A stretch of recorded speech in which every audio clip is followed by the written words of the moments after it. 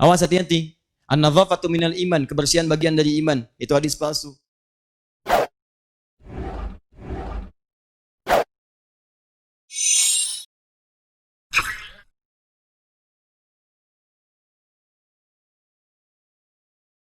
Jadi kalau Anda sedang belajar ilmu hadis, kemudian disebutkan istilah sunnah, maka yang dimaksud istilah sunnah adalah istilah yang sama dengan pengertian hadis. Apa isinya? Ditemukan dalam kitab hadis.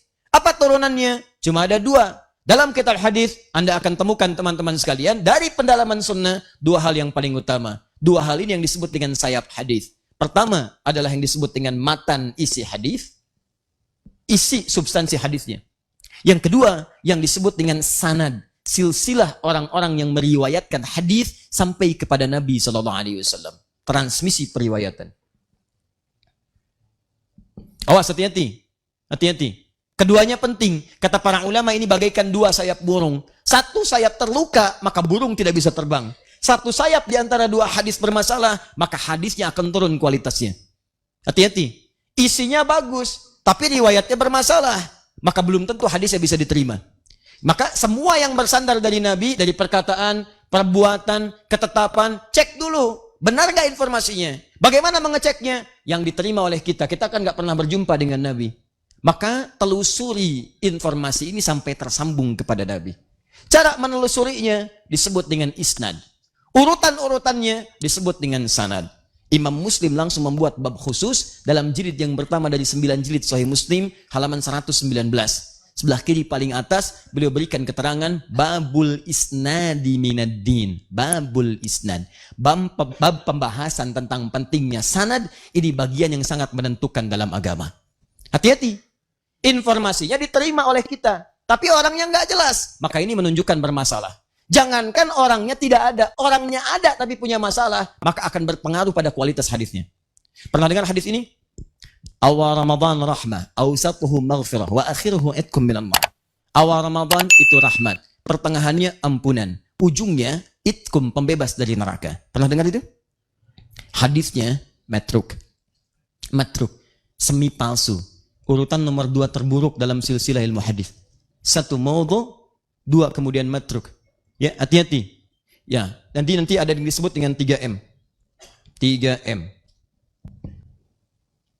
1 maudhu. Ini yang paling parah. Kedua, matruk. Ketiga, mungkar. Hati-hati. Maudhu, hadis palsu, memang sengaja bikin hadis.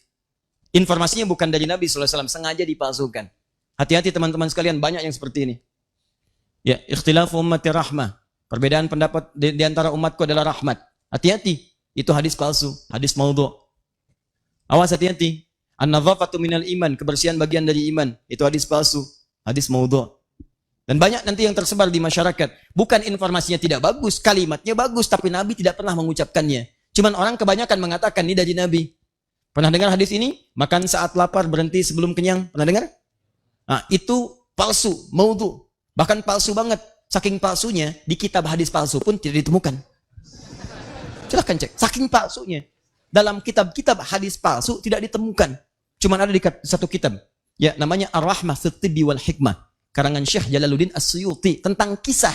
Ada kisah terkait dengan kalimat itu. Diduga sebagai hadis dimunculkan. Hati-hati, banyak menyebar nanti setelah fitnah kubra.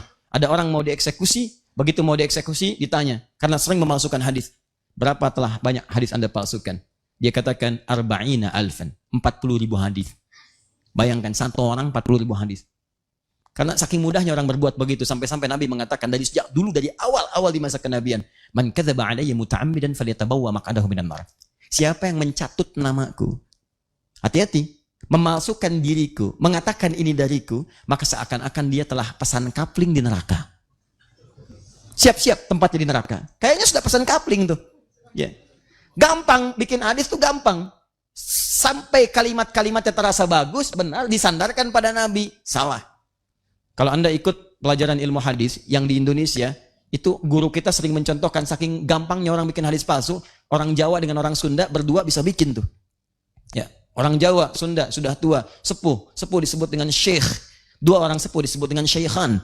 Dalam ilmu hadis syaikhan Bukhari Muslim, Al-Bukhari dan Muslim. Ini orang Jawa, orang Sunda bikin hadis palsu. Dua orang sepuh syaikhan bikin hadis. Apa bunyinya? Qala afdalu dahri bi faisil laili kucifa wa kulifa wa ubina hatta karu saudahu fa idza bukhila faduriba unuqu thalatha marat hatta utiha rawahu syaikhan. Paham? Tidak. Yuk kita terjemahkan. Ini nahunya benar semua, sorofnya bagus, bahasa Arabnya lengkap. Afdalu dahri, dahar yang paling afdol. Bifaisil laili, dengan pais lele. Kucipa, kasih kecap sedikit. Wakuripa, hidangkan kerupuk. Hatta karusa udanghu, sehingga terasa udangnya. Faida bukhila, apabila kebehelan. Faduriba unukuhu, maka pukul punduknya talat samarat 3 kali. Hatta utiha, sampai utah. Rahu syaikhan. Baru ketawa tuh. Jadi orang kalau mau bikin-bikin yang seperti ini, mikir dulu pesan kapling di neraka. Yang salah, ini kata Nabi, itu maudhu namanya, hadis palsu. Yang ini, matruk, semi palsu. Semi palsu, karena diriwayatkan oleh seseorang yang tertuduh seringkali berdusta. Dustanya kadang-kadang tidak langsung, ngarang-ngarang cerita, macam-macam, sehingga sulit dibedakan antara hadis dengan bukan. Di antara yang disebutkan itu adalah hadis yang sangat populer. Ini hadisnya, awal Ramadan adalah rahmat, pertengahannya maghfirah, ujungnya adalah pembebas dari neraka. Itu hadis matruk. Matruk. Kenapa banyak menyebar di mimbar-mimbar saat datang Ramadan? Karena pernah diriwayatkan oleh Ibnu Khuzaimah, dalam Sahih Ibnu Khuzaimah cuma diberi catatan. Di bab beliau ketika disebutkan, nih, bab fadailu Ramadan in kana hadithuhu sahihan. In kana hadithuhu sahihan. Ada catatan. Ini bab menerangkan tentang keutamaan Ramadan. Hadis yang pertama ini, jika memang diduga hadisnya sahih. Diberi catatan, ini tidak sahih karena ini meragukan syartun. Kalau memang sahih, amalkan. Tapi ini bukan sahih, ada innya. Setelah itulah kemudian masa lewat, terjadi peristiwa, ada kebanjiran. Saat banjir itu kemudian menimpa juga sebagian kitab Ibnu Khuzaimah, tersapu huruf innya, hilang di bab ini. Maka berubah kalimatnya. Bab fadailu Ramadan kana hadithuhu sahihan. Bab tentang keutamaan Ramadan, hadisnya sahih. Dinukil oleh orang setelahnya, ditulis kembali, innya hilang. Maka tersebarlah di masyarakat kemudian. Padahal awal hadisnya adalah matruk. Mungkar, hadis yang diriwayatkan oleh orang-orang, mohon maaf, yang berperilaku yang kurang pantas, sering menyimpang dalam ketentuan agama. Mabuk, tapi meriwayatkan hadis. Maka hadis yang mungkar ingkari, jangan diambil. Ingkari. Kenapa diingkari? Bukan kalimatnya yang kurang bagus, tapi diriwayatkan oleh orang yang punya perilaku buruk. Khawatir nanti ketika diamalkan ada tuduhan pada agama. Pantas perilakunya begitu. Hadisnya diriwayatkan orang mabuk. Muncul tuduhan. Karena itu kemudian ulama bikin kualifikasi yang sangat ketat dalam persoalan ini. Sanad bermasalah, maka menurunkan status ini. Matannya bermasalah, maka kehilangan kemudian kepercayaan dari riwayat yang disampaikan. Jadi teman-teman, kalau Anda ingin mencari pengertian sunnah dalam pengertian hadis, maka kembalikan ke kitab hadis. Jelas? Cari referensinya. Ada 4 jenis. Saya berikan dengan cepat. Kalau ingin melihat tuntunan umum, cari kitab Al-Jami namanya. Jami itu umum. Misal, saya ingin melihat tuntunan Nabi dalam kitab hadis tentang persoalan yang umum. Bab bisnis, bab tentang iman, bab tentang mencari pengetahuan, bab tentang pemerintahan, bab tentang rumah tangga, cari kitab Al-Jami. Al-Jami itu sesuatu yang masih umum, komprehensif. Di antara yang paling populer, ada kitab namanya Al-Jami As-Sahihil Musnad Al-Mukhtasar min umuri Rasulullah sallallahu alaihi wasallam wa sunanihi wa ayyamihi. Ulang. Karena terlampau panjang, singkat dengan Sahih Al-Bukhari. Yang meriwayatkan Imam Al-Bukhari. Terdiri dari 95 bab. Setiap babnya berisi beberapa hadis-hadis tuntunan Nabi sallallahu alaihi wasallam. Bab pertama, Kitabul Iman. Panduan meningkatkan iman. Jadi kalau antum, maaf ya, iman sedang naik turun, pengen stabil, naik, nggak pernah turun. Maka bagaimana caranya? Lihat sunnahnya. Di mana sunnah ditemukan? Di kitab hadisnya. Apa kitabnya? Jami' Sahih. Sahih Al-Bukhari. Buka bab pertama, namanya Kitabul Iman. Ada 57 hadis. Pelajari itu semua, amalkan dalam kehidupan, maka iman Anda akan terasa naik, dan tidak pernah turun. Paham di sini? Nah, ini yang disebut dengan pengertian sunnah dalam pengertian ilmu hadis. Kedua, ada yang disebut dengan sunan. Sunan, awas hati-hati. Ada sunan dalam pengertian kitab hadis. Sekarang banyak istilah sunan tuh. Awas hati-hati. Bawa ke cerita, bawa ke macam-macam. Ya, ada sunan kitab, ada sunan Kalijaga, ada sunan Kalijodo, ada sunan Kali Ciliwung, ada macam-macam. Ya, Nah, kita kembalikan, kalau disebutkan sunan dalam pengertian ilmu hadis, maka itu yang dimaksud kitab-kitab hadis yang disusun berdasar urutan fikih. Jadi kalau teman-teman pengen cari referensi sunnah Nabi yang cepat dalam urusan fikih, jangan nyari kitab jami, carinya kitab sunan. Sunan Abu Daud, Sunan An-Nasai, Sunan At-Tirmidzi. Sekalian saya lurusin nih, ada sebagian orang kalau nggak Bukhari, nggak sahih nih, saya nggak mau terima, hadisnya nggak sahih. Berarti dia belum paham ilmu hadis. Dia nggak ngerti ilmu hadis.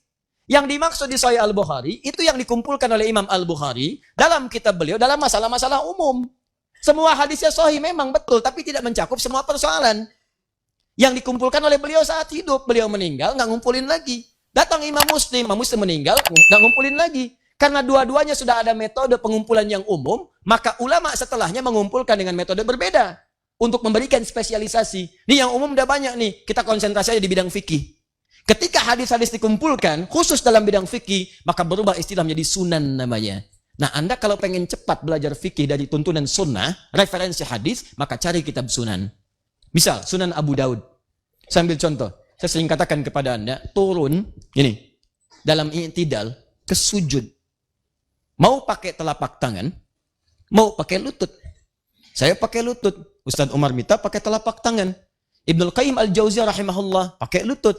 Ya, kemudian Syekh Al-Albani menggunakan telapak tangan. Dari mana menemukan itu? Antum cari di Sahih Al-Bukhari. Sampai kiamat kurang 2 hari, gak akan ketemu. Saya kasih tahu dari sekarang. Kalau nggak percaya, cari aja. Silakan. Ini syarahnya ada di belakang nih. Ya, yang syarah Ibnu Hajar Al-Asqalani. Yang warnanya orange itu. Yang di dalam, yang belum dibuka sebagiannya. Itu kan? Nah, itu nggak cari, nggak akan ketemu. Sahih Muslim, susah. Yang ada di mana? Abu Daud. Karena beliau konsentrasi merumuskan hadis-hadis dalam urutan fikih. Yang pakai lutut, nomor hadis 838. Paling kanan sebelah bawah di kitabnya. Riwayatnya dari Wa'il bin Hujur. Beliau meriwayatkan dari Nabi di awal-awal masa keislaman. Ketika beliau masuk Islam di awal-awal masa Islam. Melihat Nabi masih dalam keadaan kuat. Nabi sholat kemudian turun lututnya terlebih dahulu. Nabi katakan, "Idza sajadta fala tasjud kama yabrukul ibil, falyadha rukbatahi qabla yadayhi." Kalau kamu pengen sujud, jangan kamu sujud seperti duduknya unta. Letakkan dulu kemudian lututmu sebelum telapak tanganmu. Kalimatnya ibil. Tapi ketika nomor hadis 840 sampai 841, paling kiri sebelah atas, yang riwayatkan sahabat Abu Hurairah. Sahabat Abu Hurairah masuk Islam 3 tahun sebelum Nabi wafat. Di tahun ke-7 Hijrah. Usia Nabi sudah 60 tahun.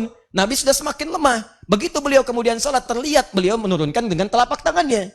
Begitu turun pakai telapak tangan, keluar kalimatnya. Berubah kemudian kosakata tentang untanya. Idza sajadta fala tasjud kama yabrukul ba'ir. Falyadha yadayhi qabla rukbatayhi. Kalau pengen sujud, sujudlah kemudian, tapi jangan duduk seperti duduknya unta. Dahulukan telapak tanganmu sebelum lututmu. Ustadz, kok bisa? 2 hadis ini kok bisa seakan-akan bertolak belakang? Paradoks. Yang satu bilang pakai lutut, yang satu bilang pakai telapak tangan. Mana yang benar, Ustaz? Cek, hadisnya di mana? Kitab yang sama. Yang meriwayatkan siapa? 2 orang berbeda. Maka kalau Anda temukan beberapa hadis dalam satu peristiwa kelihatan tidak sama, maka rumus hadisnya kumpulkan keduanya. Dikumpulkan disebut al-jam'. Ambil faidah darinya disebut at-taufiq. Maka dalam kaidah nanti ilmu hadis ada istilah disebut al-jam'u wat-taufiq. Kumpulkan, ambil petunjuknya, dilihat. Allahu Akbar. Teman-teman, ternyata indah sekali kesimpulannya. Kata para ulama hadis, Nabi mempraktikkan menggunakan lutut di awal-awal masa. Ini menunjukkan bahwa boleh Anda menggunakan lutut saat Anda akan turun dari i'tidal kepada sujud. Tapi di akhir-akhir kehidupan beliau terlihat lemah. Masalah orang pertama saat lemah itu pada lututnya. Maka beliau alternatif gunakan telapak tangannya. Maka turun menggunakan telapak tangan. Karena itu pada yang pertama disebut ibil, unta biasa. Karena unta nanti ada 4 sampai 5 istilah. Ada ibil, unta umumnya. Ada jamal, unta jantan. Hatta yajal jamalu fi samil khiyat. Ada naqah, unta betina. Naqatallahi wa suqyaha fakadzabuhu fa'aqaruha fadamdama alaihim rabbuhum. Ya, dan seterusnya ayat. Kemudian ada yang keempat, ba'ir. Ba'ir itu unta tunggangan yang punya beban. Nah, yang tadi unta turun, jangan seperti unta dahulukan telapak tangan disebutkan ba'ir. Yang dahulukan lutut disebut ibil, yang tidak punya banyak beban. Artinya apa? Nabi ingin memberikan gambaran bahwa kalau mau sujud silahkan cari 2 alternatif. Boleh pakai telapak tangan, boleh pakai lutut. Jangan juga simpulkan dengan kesimpulan yang keliru. Kalau ada orang menggunakan telapak tangan, berarti dia sudah sepuh, sedang punya beban. Belum tentu. Karena ada atlet yang cedera lututnya, Ya, kemudian karena ada beberapa orang yang tidak mungkin pakai lutut, ada bermasalah, maka turun pakai telapak tangan. Kesimpulan hukumnya, sujud turun, boleh pakai telapak tangan, boleh pakai lutut. Jangan bicara yang macam-macam. Begitu turun pakai telapak tangan, sepuh. Lain. Begitu turun pakai lutut, kayak unta. Anda cuma baca satu hadis. Lutut boleh, telapak tangan boleh. Yang salah yang pakai kepala duluan.